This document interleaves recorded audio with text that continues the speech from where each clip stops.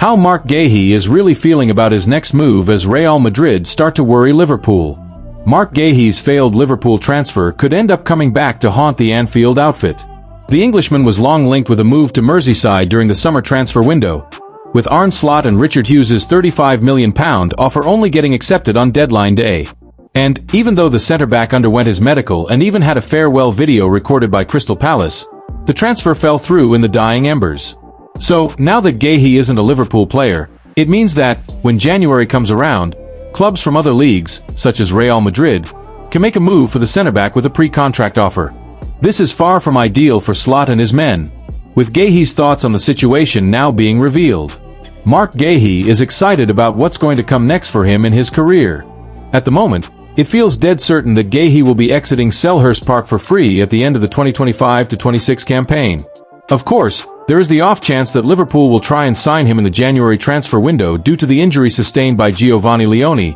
But, from all the reports that have surfaced around the situation, that doesn't feel likely.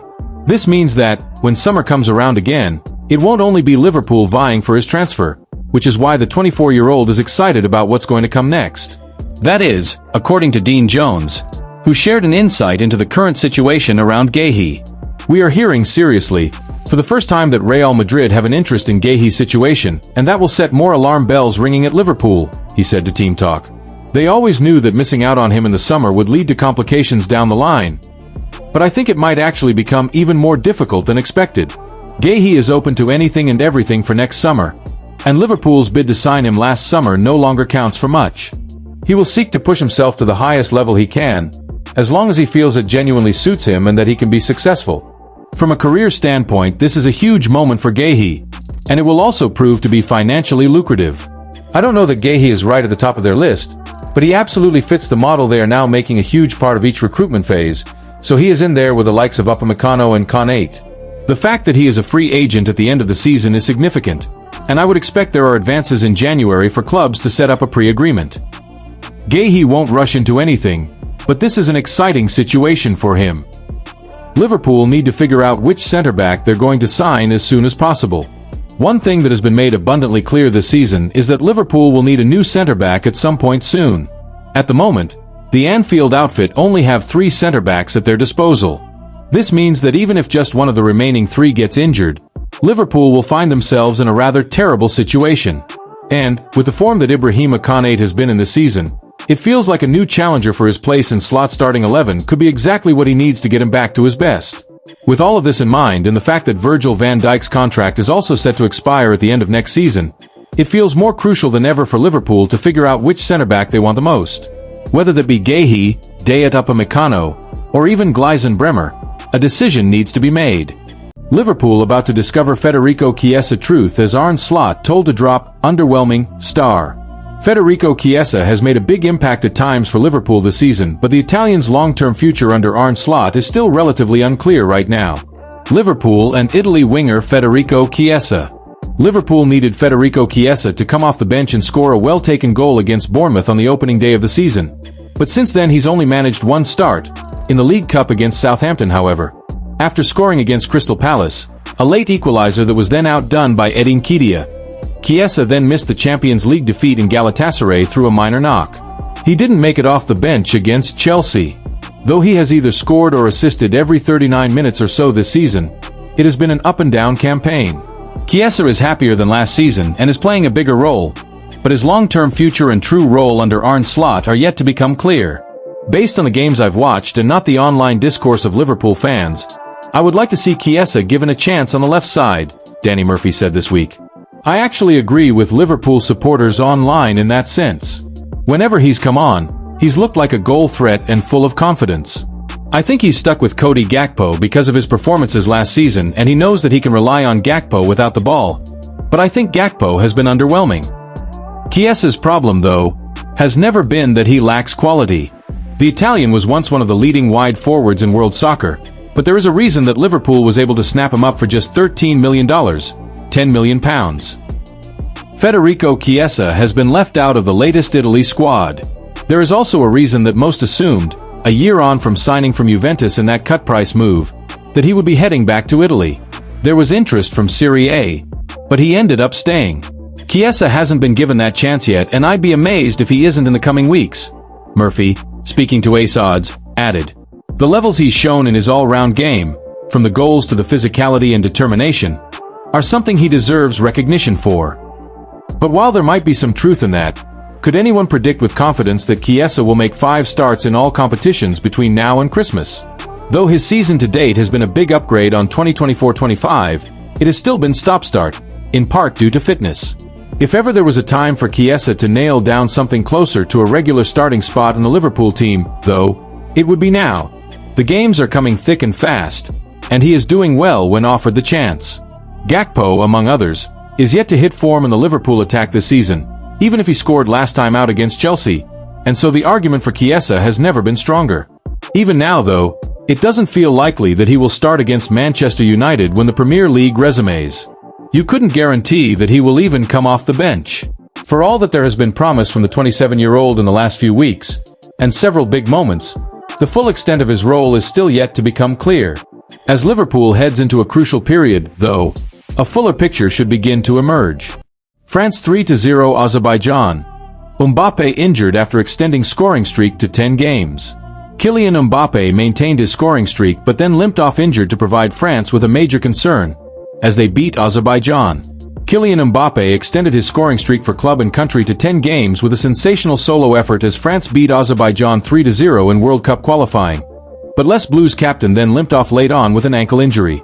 Adrien Rabiot was also on target, having been booed by France's fans for much of the game, while Florian Thauvin added a third goal on his first international cap since 2019.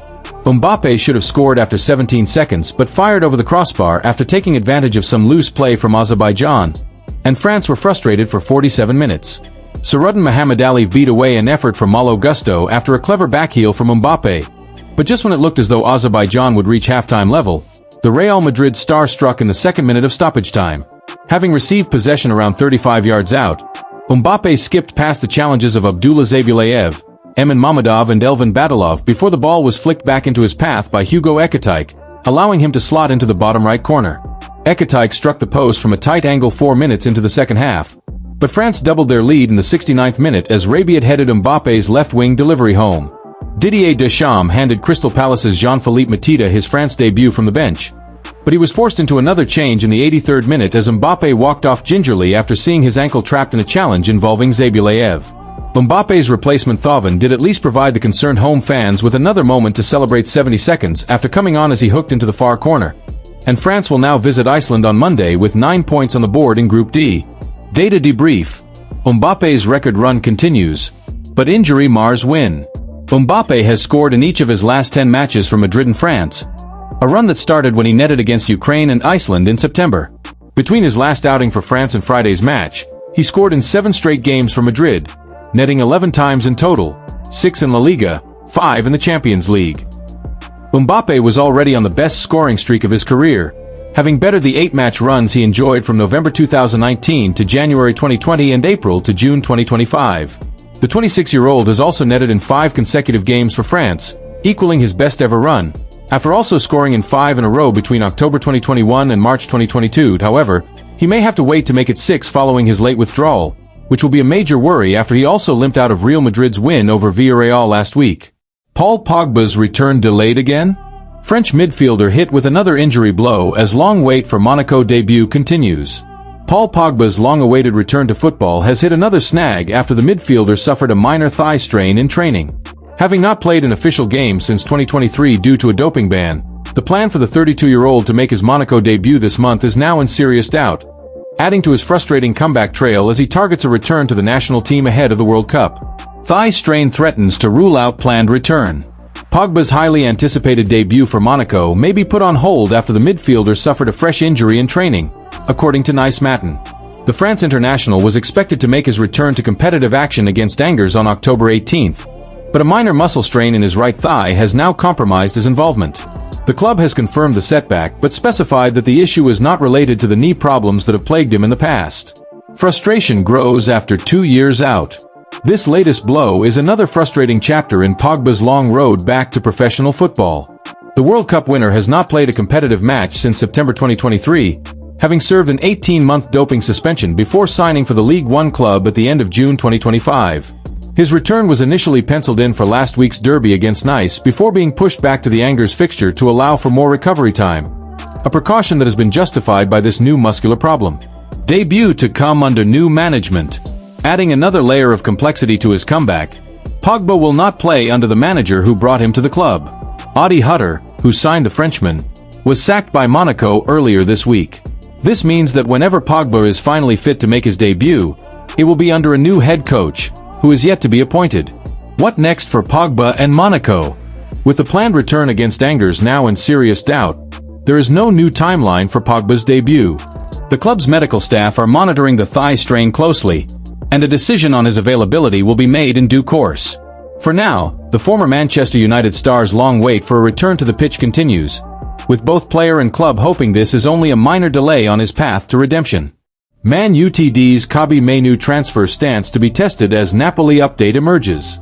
The young midfielder was linked with a loan move away from Manchester United in the summer and has continued to attract interest heading into the new year. Kobbie Mainoo has continued to attract interest ahead of January transfer window. Napoli sporting director Giovanni Manna is still keeping tabs on Manchester United midfielder Kobbie Mainoo as the January transfer window approaches. The 20-year-old ace tried to secure a loan switch in the dying embers of the summer window, but United blocked his exit. Mainoo had no desire to quit his boyhood club on a permanent basis and simply wanted a temporary spell elsewhere to guarantee game time this season.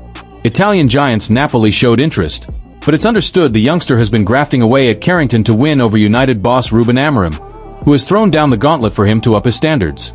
The midfielder has even switched his personal chef at home and enlisted a private coach during September's international break in a bid to elevate his performances.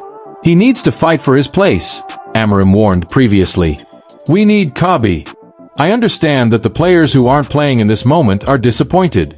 You have to fight during the week. With the January window looming, Napoli are still reportedly interested in the England international. According to Gazzetta dello Sport, sporting director Manna is still tracking the midfielder's situation and holds his abilities in high regard.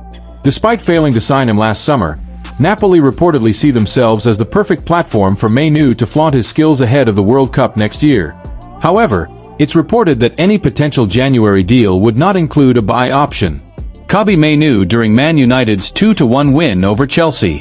Sky Sports also reported this week that Napoli are still in touch with the midfielder's representatives.